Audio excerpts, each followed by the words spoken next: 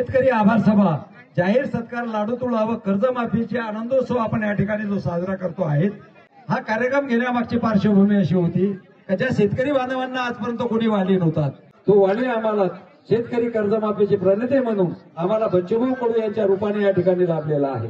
मोजरी येथे 7 दिवस आमरण उपोषण करून स्वतःच्या जीवाची पर्वा न करता शेतकऱ्याच्या कर्जमाफीसाठी नाशिकच्या कांदामाळ त्यानंतर सर्वात मोठा रस्ता रोको, हायवे रोको, शेळी मेंढीच्या सहित यांनी नागपूर या ठिकाणी हायवेवर नागपूरचा हायवे रोखला।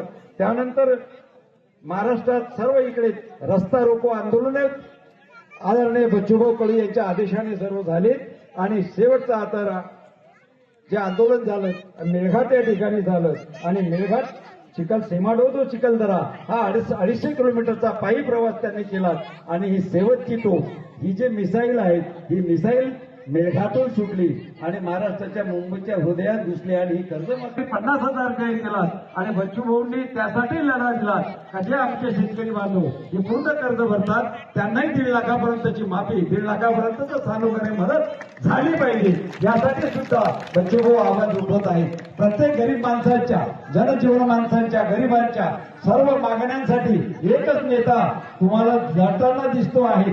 कर्जमाफीचे प्रणेते बच्चूभाऊ कडू हे संस्कार देऊन पुष्पगुच्छ देऊन पुष्पहार टाकून स्वागत करत आहेत। या ठिकाणी या सर्व एक वायगाव नगरीचा एक आनंदमय क्षण, वायगाव नगरीचा आनंदमय क्षण इथे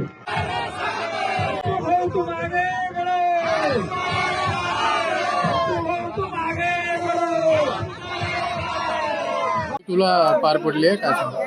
कार्यकर्त्यांना आनंदाच्या उत्साहामध्ये माझी लाडू तुळा ठेवली होती, पण ते मला काही ते बरोबर वाटलं नाही। मी ते शेतकऱ्यांची लाडू तुळा केली, परंतु त्याच्याच घरात आनंद व्हावा याच्यासाठी आमची खटापट आहे, याच्यासाठी हा संघर्ष आहे आणि आज त्याची घोषणा देवाभाऊनं केली, परंतु ते थोडी अधुरी आहे।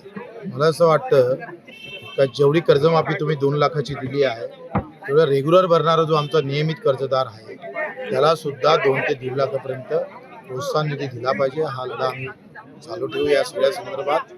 27 तारखेला किती प्रतिसाद भेटते त्याच्यावरूनच पुढची लढाई ठरेल आणि नवीन लढाईसाठी आम्ही सज्ज होणार आहोत, ती म्हणजे हमी भावाची, रास्त भावाची। कारण नेहमी कर्जमाफी याच्यापेक्षा कायमचा हमी भाव जर भेटला तर कर्जमाफीची वेळच शेतकऱ्यावर येणार नाही। त्यासाठी लढा मात्र आम्ही अधिक घट्ट अधिक मजबूत केल्याशिवाय